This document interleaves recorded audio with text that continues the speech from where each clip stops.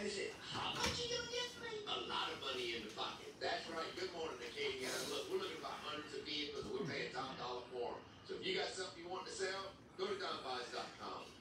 Your daddy had to let you eat last night when you picked you up over here. He was in a hurry to go to the thing. Did you get something to eat? Yeah. You did? Okay. Home Furniture's tax refund sale. And why wait on your tax refund when no money down gets you the styles you want right now? Famous Ashley Queen mattress, a low $448. This stylish sofa on sale $558. Queen bedroom, low price, only $998. All with no interest financing and next day delivery. But once they're gone for good. There's never been a better time to buy than now. The tax refund sale at Home Furniture Plus Betting. CourtesyValue.com is where you want to shop. Because every courtesy vehicle is booked with tons of value. During the President's Day sales event, take $8,000 off every 2022 Ram truck in stock. Shop at Courtesy and Brokerage for all this courtesy value. Get the latest road conditions before you head out the door with the John Wayne Body and Paint Traffic Tracker. Weekday mornings on Passport 2. KLFY's Morning Rush is brought to you by the KLFY Legal Authority, Glen Ormond. Live from Aniyah, your local news leader. This is KLFY News 10 Morning Rush. The time is now 6:58. Let's get you caught up on today's top stories as you head out the door with the News 10 Morning Rush. Good morning, Aniyah. I'm News 10's Jasmine Dean. Louisiana is ranked 7th with the highest electricity bills in the nation, with the average person consuming just over 1,200 kilowatts per month. This makes Louisiana the #1 consumer for electricity in the country. Good morning, Acadiana. This is News 10's Dawson D'Amico. The St. Martin Parish Sheriff's Office is investigating the murder of 29-year-old New Iberia man, Devontae Jamal Kolar, who went missing in February.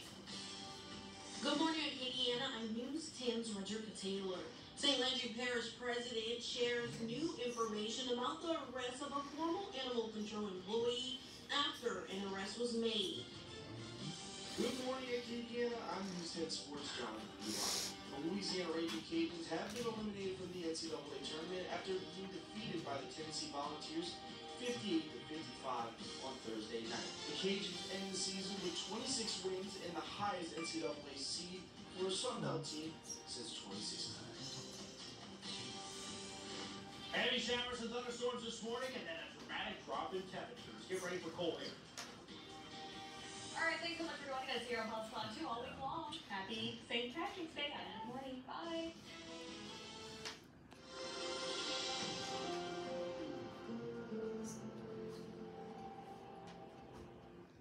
You're watching KLFY News 10.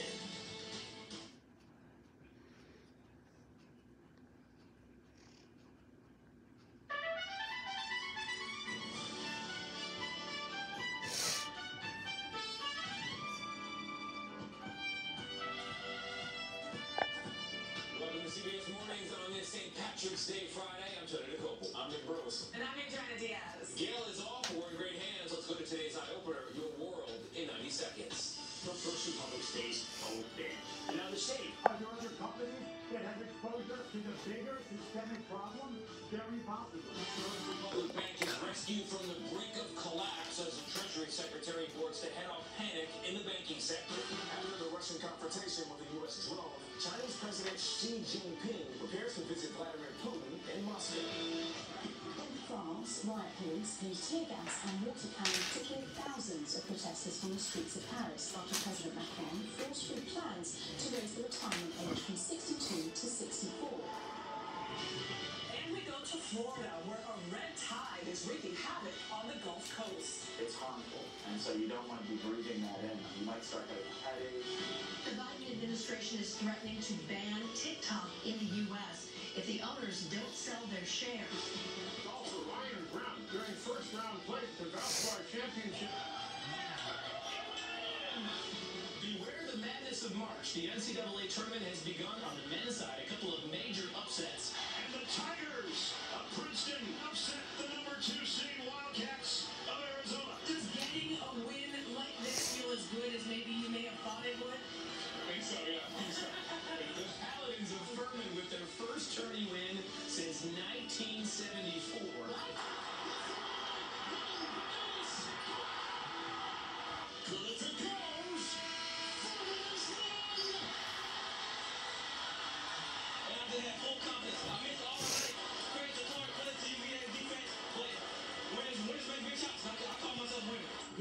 morning's Eye Opener is presented by Progressive, making it easy to bundle insurance.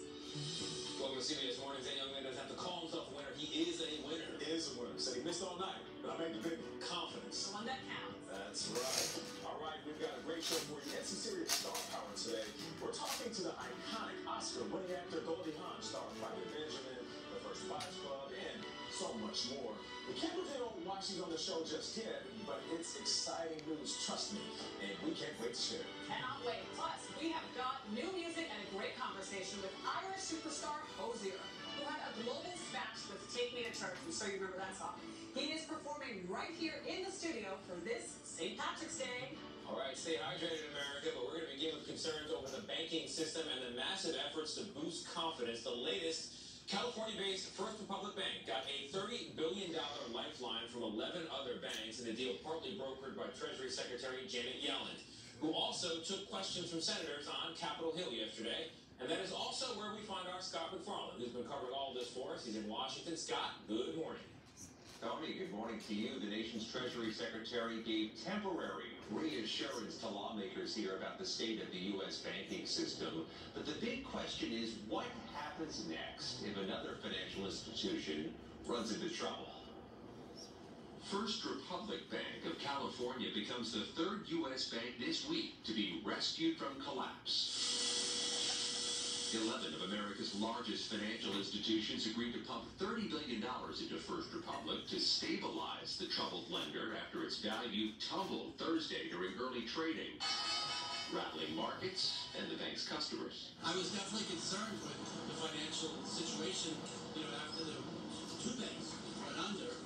Treasury Secretary Janet Yellen announced the deal hours after trying to reassure Congress about the health of America's banking system.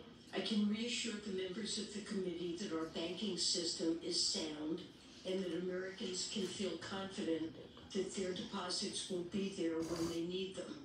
The tumultuous week for banks has triggered new debate over a move by then-President Trump and Republicans, joined by 17 Democrats, to loosen bank regulations in 2018. I think it's important we pay close attention to what's happening. I think it's important that this body quit listening to banking lobbyists. But Republicans who supported the changes 5 years ago blamed Biden administration regulators for failing to detect and stop banks from taking dangerous risks. This administration has a great deal of responsibility for the bank failures that we had. As Wall Street prepares for its final trading this week, there's a sense of uncertainty. And if you just look at the news, you can tell that I think there's a lot more we don't know than we do know, right? And so we get the sense that there will be further problems. Senators also pressed the Treasury Secretary about whether other banks across America would get similar rescues to the ones issued this week. She said only if there is systemic risk to the U.S. economy. Nate. Scott, thank you. Now to a major development that could affect the direction of the war in Ukraine. We learned this morning that Chinese President Xi Jinping will visit Russia next week to meet with Vladimir Putin in an apparent show of support. This comes on the heels of a mid-air confrontation between a U.S. surveillance drone and Russian fighter jets over the Black Sea. Video released by the U.S. military shows the moments before one of the jets clipped the drone Tuesday, causing it to crash. Weijia Zhang is at the White House. Weijia, good morning.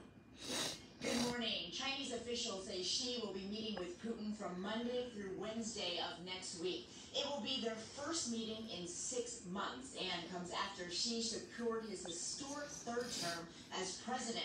This meeting in Moscow also sends a strong message to Washington as tensions between both countries and the U.S. remain high. Chinese President Xi Jinping and his Russian counterpart Vladimir Putin last met in September 2022. Now, just over a year into Russia's invasion of Ukraine, the two world leaders are planning to meet again Monday. Both countries made the announcement Friday, with the Kremlin releasing